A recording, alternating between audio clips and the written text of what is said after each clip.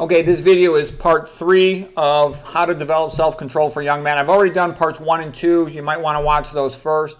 A lot of young guys have trouble with impulse control. So here's some of the things I'd say is you're a lot of times you're being drugged. If you're on these attention deficit medicines, they're like amphetamines. You know, I would work towards seeing if you can wean those off. Work with your doctor about that. I think those meds are stupid, by the way. They cause brain damage, and I think they're totally overrated, and the long-term follow-up of them shows that. Watch out for aspartame. That's in a lot of sweetened things like chewing gum, processed food, all kinds of things. You don't want to ever eat aspartame. It's a neurotoxic. Neurotoxins in general, stimulants are things that increase calcium in the cytoplasm of a neuron because they overactivate neurons. Caffeine is bad. I mean, if you're sleep deprived and you have a long drive ahead of you, best to get some sleep or drink some caffeine.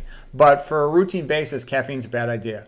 Sleep deprivation has the same effect as caffeine, increased catecholamines and cortisol. Stress, psychological stress. You want to try to avoid excessive psychological stress that can get you to behave more impulsively in a way you don't want. Try to get your sleep at night. The main thing is go to bed earlier usually. Watch out for processed food. You should never eat processed food. It's loaded with manufactured-free glutamate, monosodium glutamate. That's glutamate. That's the excitatory neurotransmitter of the brain. 90% of your cerebral cortex neurotransmitters are glutamate, the stimulant.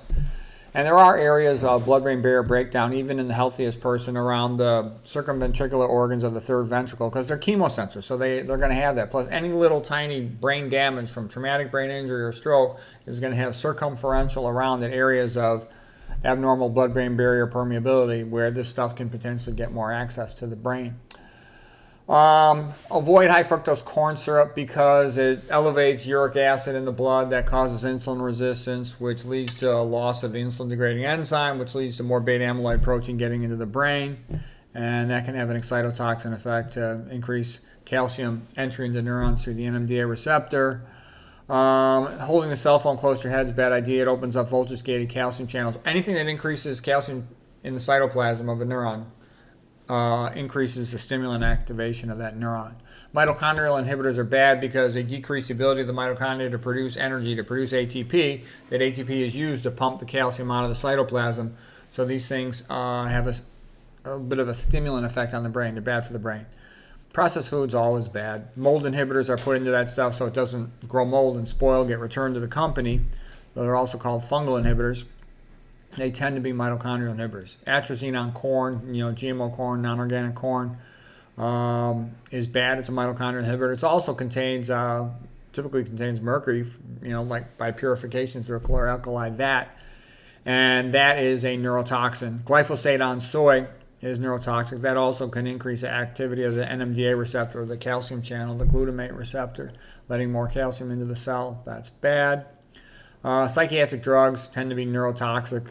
Bregan, the greatest psychiatrist who ever lived, said all psychiatric drugs cause a lobotomy. The antipsychotics cause it relatively quickly, the antidepressants relatively slowly, but they're all neurotoxic. Other mitochondrial inhibitor drugs, metformin for diabetes, Tylenol, aspirin, statins, and a whole bunch of other ones, fluoroquinolones, for example, aminoglycosides.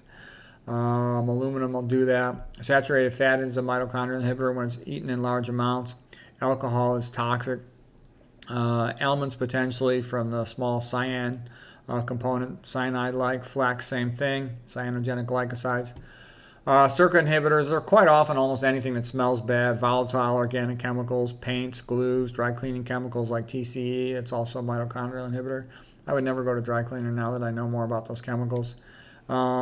Anything that's leading towards elevated hemoglobin A1C, which is especially increased intake of dietary fats, but dietary increased intake of sodiums will do it. There's a whole bunch of things that can cause insulin resistance.